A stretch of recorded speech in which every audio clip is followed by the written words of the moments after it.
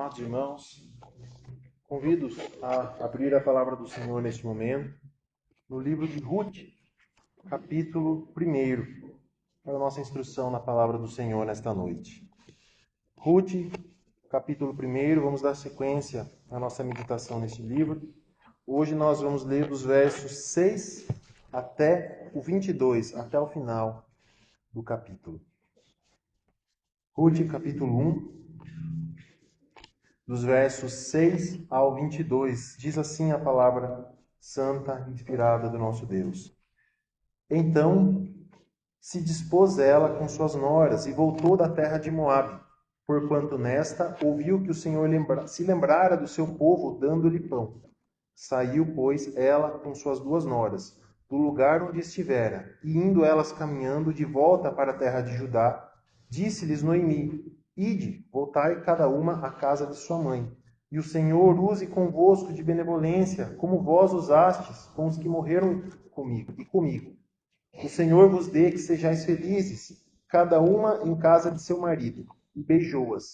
Elas, porém, choraram em alta voz, e lhe disseram: Não, iremos contigo ao teu povo.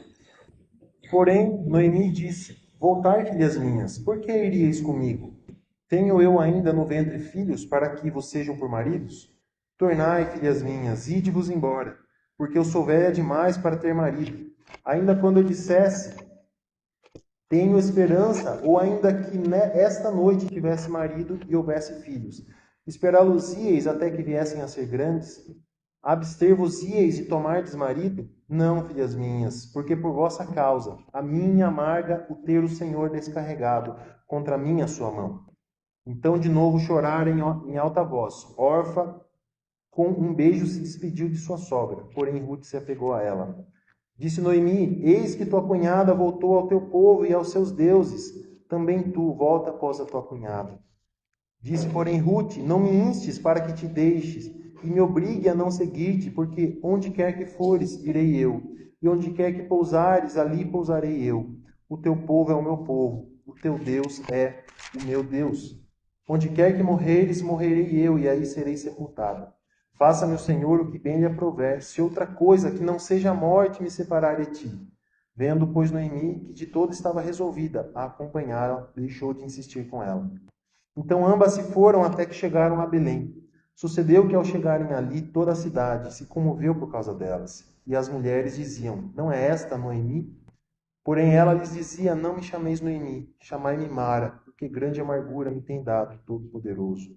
Ditosa eu parti, porém o Senhor me fez voltar pobre. Por que, pois, me chamareis Noemi, visto que o Senhor se manifestou contra mim e o Todo-Poderoso me tem afligido? Assim voltou Noemi da terra de Moabe, com Ruth, sua nora, a Moabita, e chegaram a Belém no princípio da cega da cevada. Até aqui a palavra de Deus. Vamos orar. Ó Senhor Todo-Poderoso, nós te somos gratos pelo culto que o Senhor já nos permitiu prestar a Ti nesta noite. Suplicamos ainda agora que o Senhor fale conosco por meio da Tua palavra, por meio da exposição da Sagrada Escritura. Senhor, que o Teu Espírito brade aos nossos corações com voz poderosa, para a nossa edificação, para a nossa compreensão, para o nosso consolo nesta noite.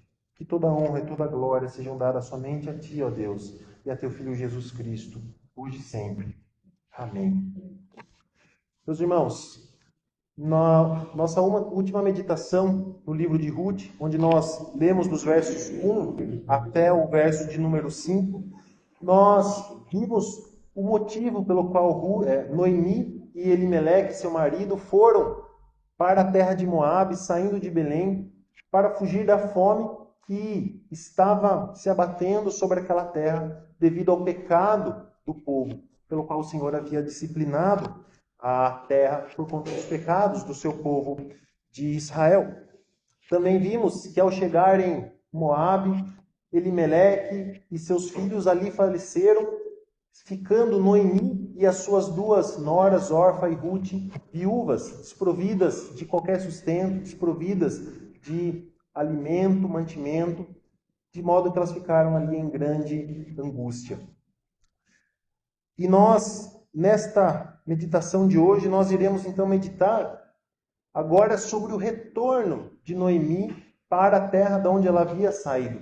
Voltando da terra de Moabe, onde ela estava, em grande pobreza, para a terra de Belém, a sua terra natal, em que ela havia saído, nos versos 1 ao 5.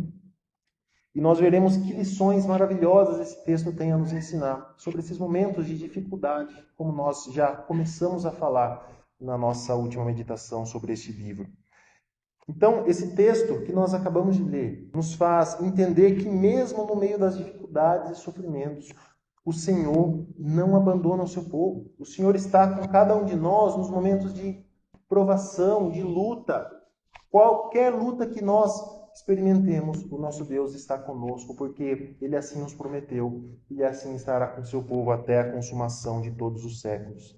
Por isso, nós vamos meditar hoje sobre o tema a graça de Deus em meio às provações, ou em meio à disciplina, porque esse povo estava acabando de sair da disciplina que o Senhor havia aplicado a ele por conta dos seus pecados.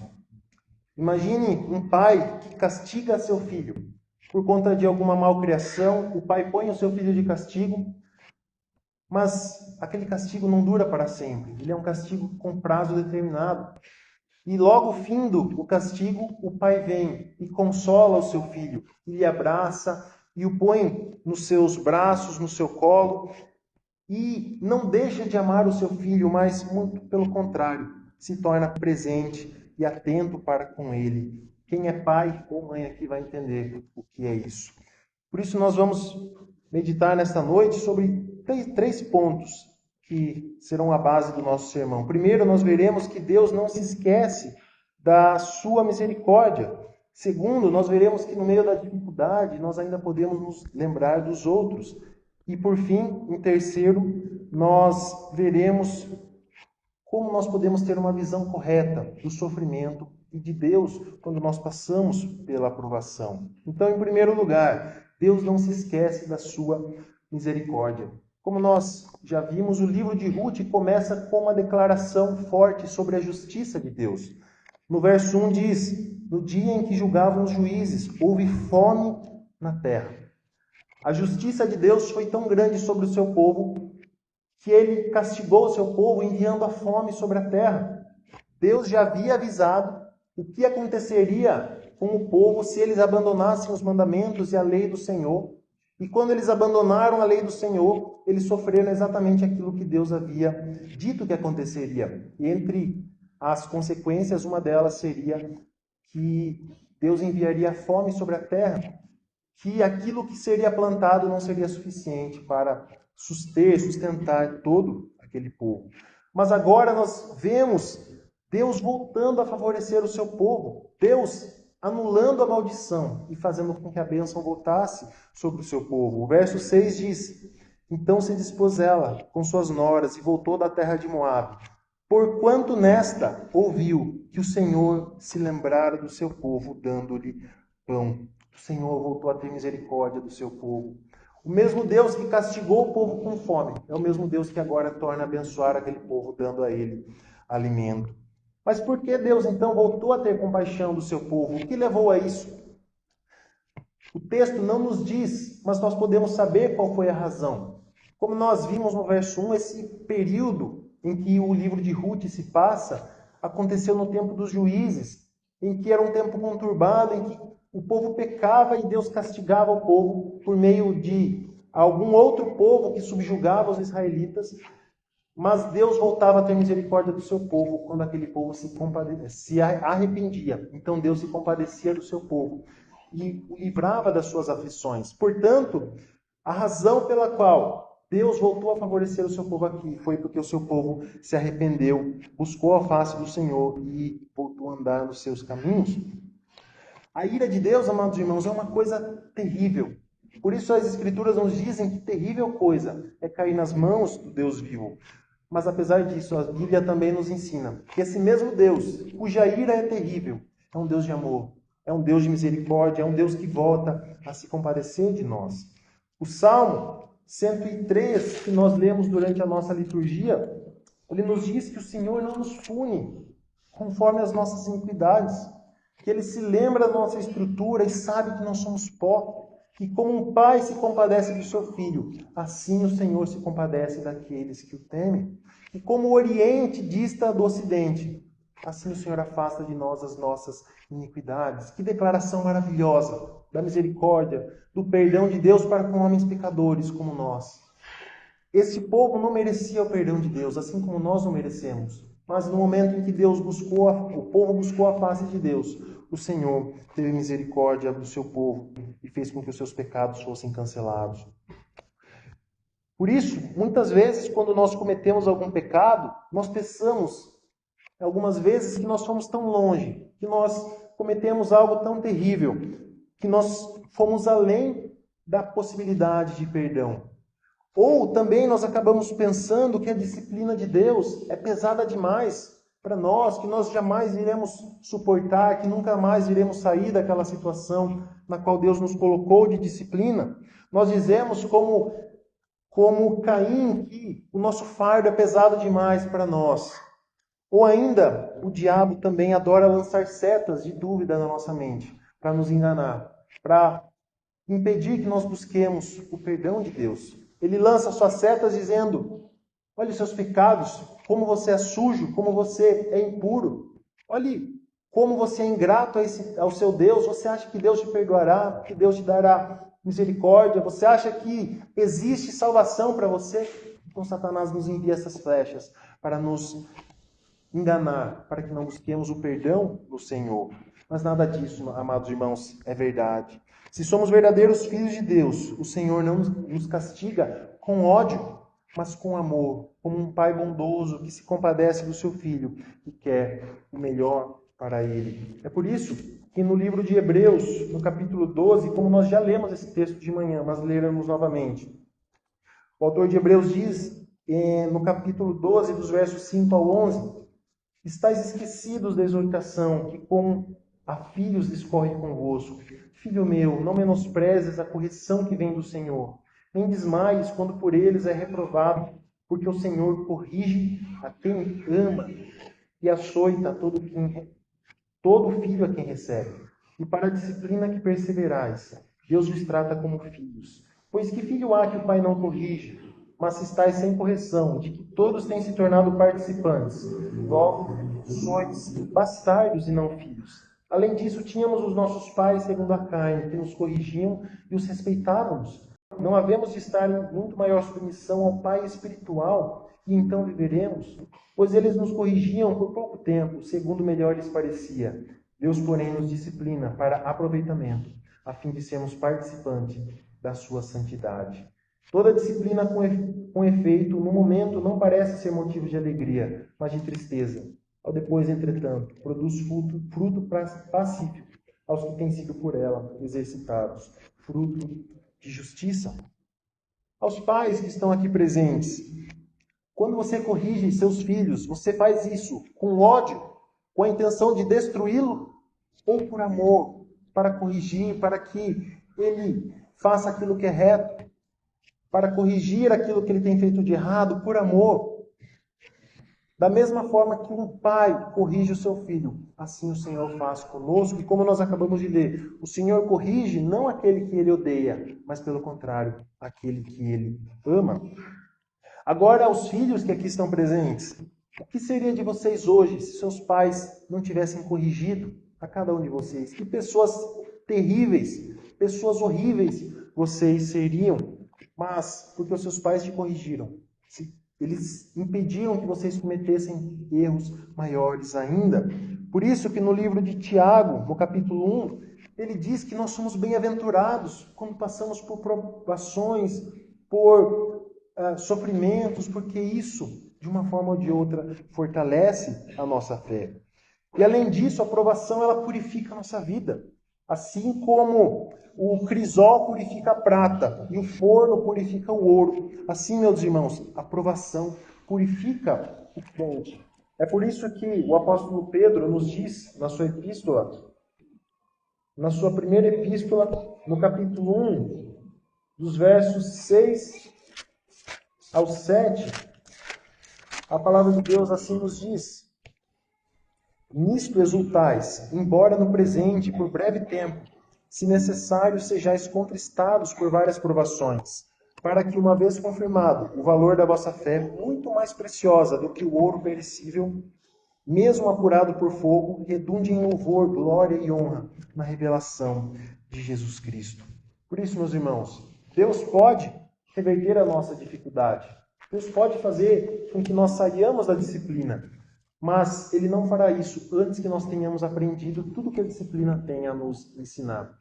Mais importante do que sair da disciplina, da provação, é nós aprendermos com ela. Então, a vara de Deus é um instrumento para nos ensinar lições valiosas que nós não conseguiríamos aprender tão bem de outra forma. Mas o texto nos segue adiante e nos mostra, em segundo lugar, sobre que na dificuldade nós devemos nos lembrar uns dos outros. No versículo 7, nós podemos ver a preocupação de Noemi com suas noras. Na primeira metade do verso 7, ela resolve então retornar para a sua terra, a terra de Israel, quando ouviu que o Senhor havia dado pão ao seu povo. Está escrito: saiu, pois, ela com suas 2 noras, do lugar onde estivera, e indo elas caminhando de volta para a terra de Judá, disse-lhes Noemi: ide, voltai cada uma à casa de sua mãe. Noemi queria poupar as suas noras de todo o sofrimento. Ela sabia que as suas noras estavam sofrendo tanto quanto ela, porque elas também haviam perdido o marido. Elas também estavam sofrendo, então Noemi quis poupar as suas noras da dureza de enfrentar uma longa viagem até Israel, de chegar a um povo que não era o povo delas, de estar ali em um local que não era a casa delas. Então ela diz: voltem, cada uma para a sua família, cada uma para a sua terra. Ide, voltai cada uma à casa de sua mãe, e o Senhor use convosco de benevolência, como vós usastes com os que morreram e comigo. A nossa cultura, ela tem um costume terrível, eu diria, de pintar uma imagem de que sogras e noras não se dão bem por natureza. Mas nós vemos aqui nesse texto que noras e sogras não somente podem, como devem desenvolver um sentimento de amor, demonstrar amor umas pelas outras, porque elas fazem ali parte da mesma família, se uniram por meio do vínculo do casamento, e assim o Senhor espera que elas ajam. Então, Noemi ordena que elas retornem para suas casas, mas nós vemos que elas não quiseram, elas não desejaram abandonar a sua sogra. Noemi já era uma idosa e seria muito difícil para ela conseguir um novo marido. Mas Orfa e Ruth eram jovens, elas poderiam conseguir novos maridos se elas procurassem com empenho. Mas o texto diz, ainda Noemi dizendo a elas: o Senhor vos dê que sejais felizes, cada uma em casa de seu marido, e beijou-as. Elas, porém, choraram em alta voz. E diz o verso 10, e lhe disseram: não iremos contigo ao teu povo. Então, Orfa e Ruth viam a Noemi mais do que como uma sogra. Eles viam como uma mãe a quem elas prestavam sua lealdade, a sua amizade, o seu companheirismo, e não queriam abandonar a sua sogra idosa por causa da condição em que ela já se encontrava. Mas Noemi insiste novamente e diz: voltai, filhas minhas, por que irias comigo? Tenho eu ainda no ventre filhos para que vos sejam por maridos? Tornai, minhas filhas, ide embora, porque eu sou velha demais para ter marido. Ainda quando eu dissesse: tenho esperança, ou ainda que essa noite tivesse marido e houvesse filhos, esperá-los-íeis até que viessem a ser grandes? Abster-vos-íeis de tomardes marido? Não, filhas minhas, porque por vossa causa a mim me amarga ter o Senhor descarregado contra mim a sua mão. Meus irmãos, aqui mais uma vez nós vemos a preocupação de Noemi, falando mais alto em relação às suas noras. Noemi, ela menciona aqui algo que estava prescrito na lei de Deus, chamada a lei do levirato, que servia como uma forma de proteger tanto a descendência de um homem quando ele falecia sem deixar filhos, como também para proteger a mulher viúva, para que ela não entrasse numa situação de miséria. E essa lei do levirato, ela consistia em que quando um homem casado morria sem deixar filhos, sem deixar herdeiros, o irmão ou o parente mais próximo desse homem falecido deveria se casar com a viúva para que pudesse gerar filhos e para que pudesse proteger essa mulher que havia perdido o seu marido.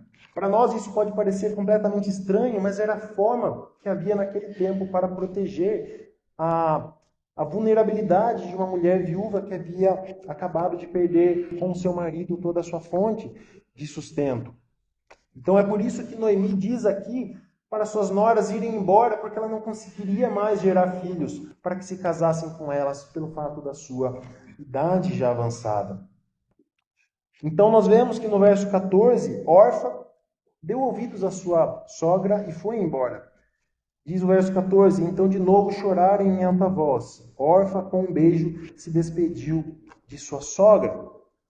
Porém, nós vemos ainda nesse verso, na parte final dele, que Ruth se apegou a ela. Ruth não quis abandonar a sua sogra, mesmo sabendo que ela não teria mais marido com quem se casar. Mesmo não sabendo de onde viria o seu sustento, por não ter ali nenhum marido à sua vista, mas ela foi fiel à sua sogra e decidiu ir com ela. Além disso, queridos irmãos, aqui nós vemos a conversão de Ruth. Ruth declara sua fé no Deus verdadeiro. A partir do verso 15 está escrito: disse Noemi, eis que tua cunhada voltou ao seu povo e aos seus deuses. Também tu volta após a tua cunhada. Disse, porém, Ruth, não me instes para que te deixe e me obrigue a não seguir-te, porque onde quer que fores, irei eu, e onde quer que pousares, ali pousarei eu. O teu povo é o meu povo, o teu Deus é o meu Deus. Onde quer que morreres, morrerei eu, e aí serei sepultada. Faça-me o Senhor o que bem lhe aprover, se outra coisa que não seja morte me separar de ti. Vendo, pois, Noemi, que de todo estava resolvida a acompanhá-la, deixou de insistir com ela. Ruth se converte nesse momento. Após todo aquele sofrimento, após ter perdido seu marido, Ruth declara sua lealdade à sua sogra e também a sua fé no Deus verdadeiro. Ela, que era uma pagã idólatra, agora passa a seguir o Deus verdadeiro.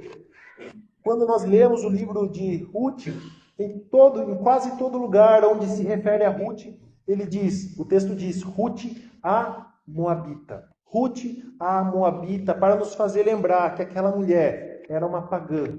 Ela não seguia Deus, ela tinha os seus deuses, mas a partir desse momento ela se converte ao Deus verdadeiro e passa a ser parte do povo de Deus. Então toda essa cena nos ensina que quando nós estamos passando por momentos de dificuldade, nós não podemos nos tornar egoístas e nos fecharmos num sofrimento autocentrado.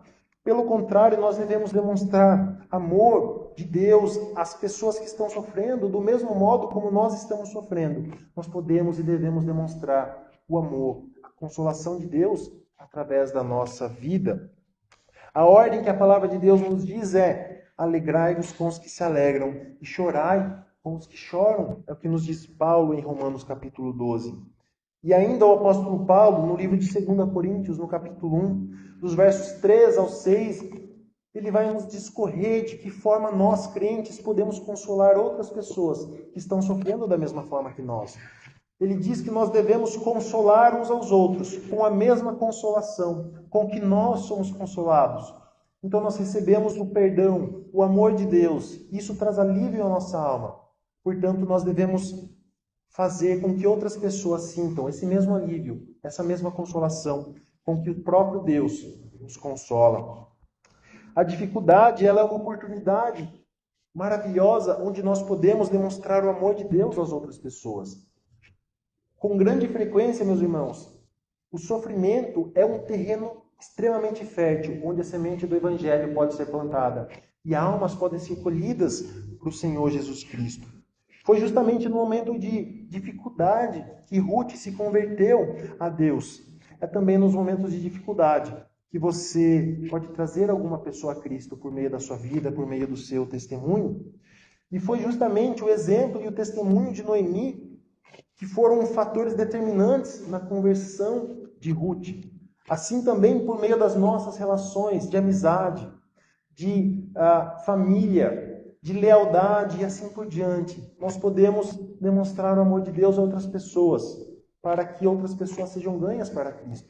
Veja que em todo esse momento de dificuldade, Noemi se preocupou com a situação de suas noras. E as suas noras se preocupavam com a condição de Noemi, dizendo, nós não vamos te deixar, nós não vamos te deixar. E Noemi a todo tempo dizendo, vão embora, sejam felizes, se casem, que o Senhor abençoe vocês. E elas disseram não. Orfa foi embora, mas Ruth ficou com a sua sogra. Então, da mesma forma como elas demonstraram cuidado umas pelas outras, assim também nós devemos demonstrar o cuidado de Deus uns pelos outros no momento da dificuldade. Por isso, você tem sido testemunha de Cristo para alguma pessoa, alguém que você sabe que está sofrendo, alguém que você sabe que está passando por alguma dificuldade. Será que você tem demonstrado esse amor de Deus, sido fiel a Deus, demonstrando o amor dele a esse mundo, demonstrando a luz de Cristo a esse mundo que jaz em trevas? O cristão deve agir desta forma, queridos irmãos. Não devemos nos esconder num casulo quando nós estamos sofrendo. Nós devemos irradiar, resplandecer a luz do amor de Deus para as pessoas que estão sofrendo. Quando nós olhamos a história da igreja, nós vemos que a igreja dos primeiros séculos, por mais que ela fosse caçada como animais pelo Império Romano, mesmo naquela situação de grande perseguição, os crentes, eles saíam pelas ruas, cuidavam das crianças de rua romanas, as mesmas crianças do mesmo povo que o perseguia. Eles tinham misericórdia e salvavam e cuidavam daquelas crianças que estavam ali, passando a necessidade na rua. Que assim nós demonstremos o amor de Deus a este mundo. E por fim, meus irmãos, quando a hora da dificuldade chega, nós devemos ter uma visão correta a respeito do sofrimento. E uma visão correta também a respeito de Deus, que nos permite passar por essas coisas. Quando nós vemos a chegada de Noemi em Belém, no verso 19, a situação dela era tão deprimente que toda a cidade comentou a respeito dela. Diz o verso 19, então ambas se foram até que chegaram a Belém. Sucedeu que ao chegarem ali, toda a cidade se comoveu por causa delas. E as mulheres diziam, não é esta Noemi? Meus irmãos, nós nem sempre conseguimos esconder os nossos sofrimentos das outras pessoas. Nem sempre conseguimos ocultar as nossas dores, as nossas lutas das pessoas que estão ao nosso redor. Pelo contrário, muitas vezes a nossa dor é tão profunda que se torna nítido a todas as pessoas que nós estamos passando por um momento de dificuldade.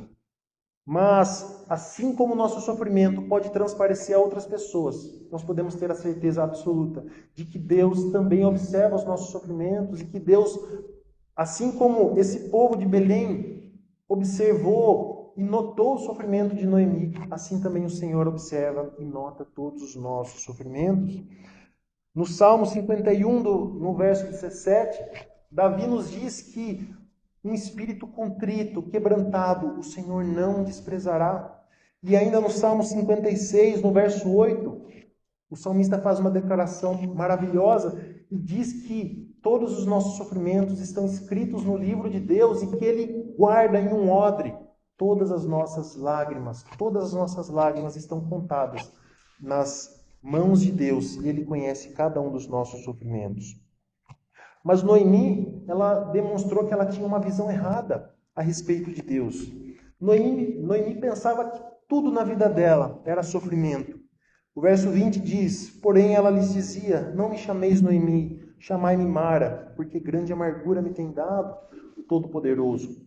Noemi, o nome Noemi significa agradável, e o nome Mara significa amargo, amargura. Então Noemi pensava que a vida dela era somente uma amargura completa, e que sofrimento era o que definia a sua vida.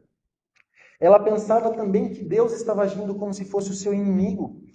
No verso 21 diz, ditosa eu parti, porém o Senhor me fez voltar pobre.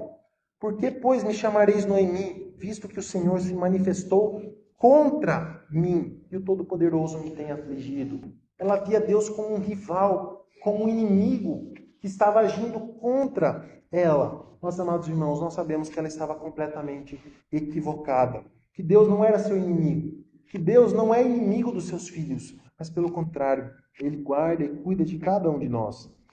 Por isso, quando nós estamos sofrendo, nós podemos ter, então, assim como Noemi, uma visão errada sobre Deus e pensar que Ele tem prazer em punir, que Ele tem prazer em aplicar castigos sobre cada um de nós, ou que Ele nos faz sermos disciplinados, castigados num nível maior do que nós merecemos. Mas se nós somos filhos de Deus, o Senhor não nos trata como inimigos, mas como filhos amados. Meus irmãos, o Senhor cuida de nós. E o Senhor nos disciplina não para nos destruir, não com ódio, mas com amor, assim como um pai faz com o seu filho. E assim até as nossas provações são permissões da misericórdia de Deus, que nos ama, que é o nosso melhor, porque a palavra de Deus nos diz que todas as coisas contribuem juntamente para o bem daqueles que amam a Deus. Por isso, quando você estiver sofrendo, se lembre da misericórdia do Senhor. Como Abacuque, nós podemos dizer, na ira, lembra-te da misericórdia. E nós podemos encontrar conforto em saber que Deus é misericordioso, mesmo nos nossos momentos de dificuldade. Pense quantas bênçãos Deus tem concedido a você. Se você está passando por algum sofrimento neste momento, pense nas bênçãos que Deus já tem te dado agora. Ou, se você já passou por algum grande sofrimento, pense em quantas bênçãos Deus te concedeu enquanto você estava passando por esse momento difícil. Deus te deu saúde, Deus te deu alimento, Deus te deu irmãos na fé, Deus te deu a oportunidade de congregar em uma igreja fiel, Deus te deu família e assim por diante. Bênçãos essas que são muito maiores do que nós jamais mereceremos. Assim, queridos irmãos, nós vimos então nessa noite que Deus está presente conosco, com cada um de nós, nos momentos de provação. Nós vimos, em primeiro lugar, que Deus não se esquece da sua misericórdia. Em segundo lugar, nós vimos que nós devemos nos lembrar dos outros no momento da provação. Em terceiro lugar, nós vimos que nós devemos ter uma visão correta diante do sofrimento. Por isso, para nós finalizarmos, algumas aplicações finais. Primeiro, a misericórdia de Deus, ela faz com que nós soframos muito menos do que nós merecemos. Não importa quão grande seja o seu sofrimento, você sofre muito menos do que você merece, porque Deus é misericordioso e se lembra da nossa estrutura e sabe que nós somos pó e não nos trata conforme merecem as nossas obras. Por isso, quando você estiver sofrendo, saiba que você mereceria estar passando por coisa muito pior e que você só não passa por coisa pior, porque Deus é misericordioso e cuida de cada um de nós e perdoa-nos os nossos pecados. Isso para nós é motivo de alegria sem fim, porque o Senhor perdoa os nossos pecados e não nos trata da maneira que nós merecemos. Segunda aplicação, Deus pode nos perdoar e nos tratar de forma mais branda do que merecemos, porque Cristo Jesus morreu na cruz para pagar os nossos pecados, o meu e o seu pecado. E se Cristo não tivesse morrido na cruz para nos salvar, não importa quanta lágrima nós derramássemos, não importa quanto sofrimento nós passássemos, nada seria suficiente para nos livrar dos nossos tormentos. Nada seria suficiente para nos livrar do castigo de Deus e nos trazer perdão. Foi somente, e tão somente porque Cristo morreu na cruz, que nós hoje podemos ser salvos, podemos ser perdoados e podemos desfrutar da bênção de Deus somente por Jesus Cristo. Então dê graças a Deus porque Cristo morreu pelos nossos pecados. Essa é a mensagem central da fé cristã. Essa é a mensagem central do livro de Ruth que nos aponta para Cristo. É a mensagem central de todas as Escrituras, que Cristo veio ao mundo para morrer pelos nossos pecados, para pagar os nossos pecados. Então, dê graças a Deus por isso.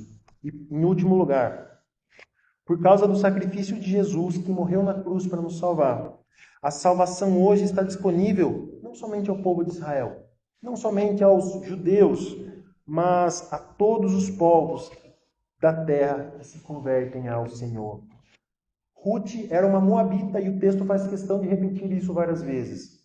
Ela era uma pagã que não fazia parte do povo de Deus. E, inclusive, fazia parte de uma nação como nós vimos no último sermão, tinha sido amaldiçoada por Deus, mas quando ela se converteu, ela se tornou parte do povo de Deus. E em Cristo, nós podemos ter acesso a Ele. Nós podemos ter acesso a Ele diretamente, porque Cristo morreu pelos nossos pecados. Então vejam quão grandes benefícios o sacrifício de Jesus conquistou por nós, para nós, a nossa redenção, a nossa salvação, a nossa presença diante de Deus, porque se Cristo não tivesse morrido por nós, nós jamais estaríamos aqui. Então que o Senhor nos abençoe e nos ajude a enfrentarmos de uma forma muito mais bíblica os momentos de provação que o Senhor nos envia. Que o Senhor seja glorificado e nos abençoe. Em nome de Jesus. Amém.